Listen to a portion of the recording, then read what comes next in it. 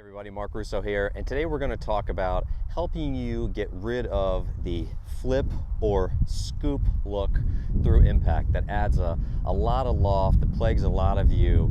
You hit behind it, a lot of different issues come from the trail arm having a lot of throw look to it and the handle back adding loft. One of the reasons that I see a lot of my students get into this look, whether they hook or slice it, because it does work for both, is that their right arm becomes retracted in behind them too much, almost as if we're pulling on a cable or a rope. And when that happens, usually we're talking about the club moving in too quickly and their arm gets in behind them. And then for many of you, once that right elbow gets way behind the seam of your shirt or jacket, it becomes very difficult for you to get the elbow back in a position where it is not into your side or behind so much that you then have to catch up to your body pivot and your pressure shift by tossing your right arm to get to the golf ball.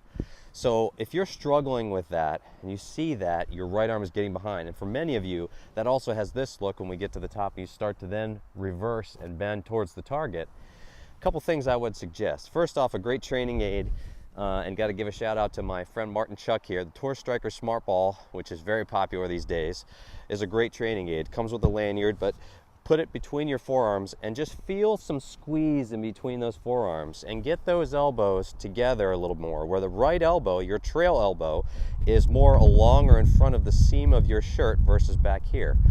And start by hitting some small shots off a tee, just nice and easy, and feeling that pressure there. And you'll find that the elbows and the arms will stay out in front of you more. If you retract, the ball will fall out. The other drill I would give you is simply taking your lead arm, go across and under your trail arm, and sort of wave into the camera here and put it above the elbow joint.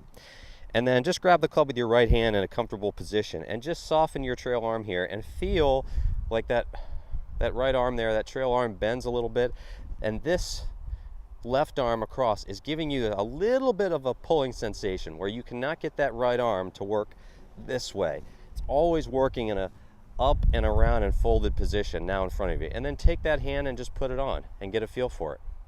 And then the last way I would do it would be hitting some shots, working into that position, up to the top, feel your arms in that position, stop and hold, and then go. So we'll get up there, here, and just go.